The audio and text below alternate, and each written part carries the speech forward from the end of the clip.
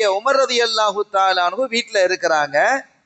அவங்கள பார்த்து ஒரு செய்தியை, குடும்ப செய்தியை சொல்வதற்காக ஒருத்தர் வரார். நம்ம வீடு மாதிரி பெரிய பங்களாக்களா இருக்காதே, திறந்த தெருவுதான். அப்படி ஒரு சின்ன வீடாக இருக்கிறது. அந்த வீட்டினுடைய கதவு திறந்திருக்கிறது. வீட்டிலிருந்து சப்தம் வந்து கொண்டிருக்கிறது. உமர் ரலியல்லாஹு தஆலா அன்ஹுடைய மனைவி நிறைய பேசுறாங்க. அமீருல் மோமினின் ஜனாதிபதி, ரோம பேரரசும் பாரசீக பேரரசும் யாருடைய பெயரை கேட்டால் நடுங்குகிறதோ அத்தகைய உமர் ரலியல்லாஹு அன்ஹு அமைதியா உட்கார்ந்துட்டு இருக்கிறாங்க. இங்க அம்மாவுடைய சத்தம் வலிமையா இருக்கு, பெருசா இருக்கு. அப்படியே அமைதியா இருக்கிறாங்க.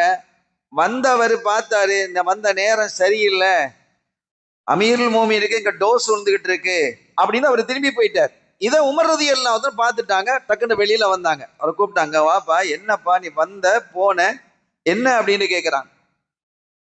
இல்ல ஒண்ணும் இல்லை அமீர் மோமின், சும்மா என்ன வந்த சொல்லு, வந்த விஷயத்தை சொல்லு.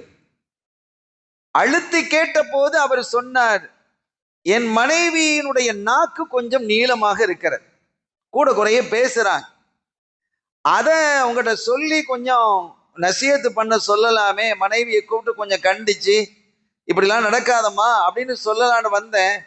எங்க வீடு பரவாயில்ல அமீர் மோமினின், உங்க வீட்டுக்கு இங்க அதுக்கு மேல இருக்க வீட்டுக்கு வீட்டு வாசல் படிங்கிறது இதுதானோ அப்படிங்கிற மாதிரி அவர் பேசுறார். அப்ப அவங்க சொன்னாங்க, உமர் ரலியல்லாஹு தஆலா சொன்ன அந்த வார்த்தையை பாருங்கள். நாங்கள் ஸல்லல்லாஹு அலைஹி வஸல்லமுடைய மாணவர்கள், அவங்கள்ட்ட பாடம் படிச்சவங்க, நாங்கள் பார்த்திருக்கிறோம், அவர்களுடைய வாழ்க்கை முழுவதுமாக நாங்கள் அவதானித்திருக்கிறோம். உம்மஹாத்துல் மூமினீன், நம்முடைய தாய்மார்கள் ஏதாவது வாயை திறந்தால் ஸல்லல்லாஹு அலைஹி வஸல்லம் அமைதியா இருப்பாங்க, பதில் பேச மாட்டார்கள். யாராவது ஒரு நபர் வாயை திறந்து விட்டால் கணவன் மனைவியில் மற்றவர் அமைதியாக இருக்க வேண்டும் என்று அவர்கள் எங்களுக்கு கற்றுத் தந்திருக்கிறார்கள். நான் ஒன்றை சொல்லவா, எனக்கு உணவை சமைத்து தருகிறாள் என்னுடைய மனைவி, அது அவளது கடமை அல்ல. எனது ஆடைகளை துவைத்து சுத்தம் பண்ணி தருகிறாள், அது அவளுடைய கடமை அல்ல. என் பிள்ளைகளுக்கு பால் ஊட்டினால் அது அவளுடைய கடமை அல்ல. என் பிள்ளைகளை பராமரித்துக் கொள்கிறார், அது அவளுடைய கடமை அல்ல. இதெல்லாம் என்னுடைய கடமை. இந்த கடமையெல்லாம் அவள் செய்யும் பொழுது அவள் 2 வார்த்தை பேசினால் நான் ஏன் அமைதியாக இருக்கக்கூடாது? இதைத்தான் ரசூல் எங்களுக்கு கற்றுத் தந்தார்கள். அப்படி இருந்து பார், நீ உன்னுடைய வாழ்க்கை சொர்க்கமாக இருக்கும். நீ ஆகிரத்திலே சொர்க்கத்தை தேடுவதை விட இந்த உலகத்திலேயே சொர்க்கத்தை தேடலாம் என்றார்கள் முஹம்மதுர் ரசூலுல்லாஹி ஸல்லல்லாஹு அலைஹி வஸல்லம் அவர்கள்.